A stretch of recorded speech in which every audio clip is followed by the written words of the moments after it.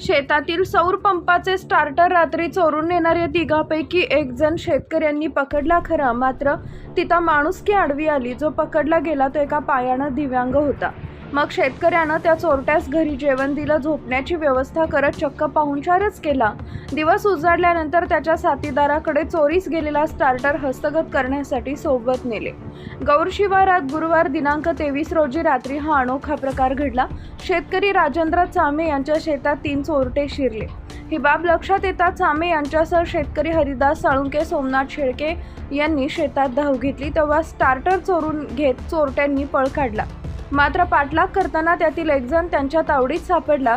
त्याला वाहनातून पोलीस ठाण्याकडे नेण्यात आले. मात्र ठाण्यात पोहोचेपर्यंत हा चोरटा एका पायानं दिव्यांग असल्याचं शेतकरी चामे यांच्या लक्षात आले. त्याला जयपूर फूट असल्यानं अंधारात लक्षात आले होते. त्यामुळे रात्री पुन्हा गुन्हा नोंदवण्याऐवजी या व्यक्तीच्या साथीदाराचा शोध घेऊन त्यांच्याकडून स्टार्टर हस्तगत करावे असा विचार समोर आला. माणुसकीची भावना मनात ठेवत शेतकरी चामे यांनी या दिव्यांग व्यक्तीस गौर शिवारातील घरी नेलं. बैठकीत त्याच्या जेवणाची सोय केली. तिथं झोपण्याची व्यवस्थाही करण्यात आली.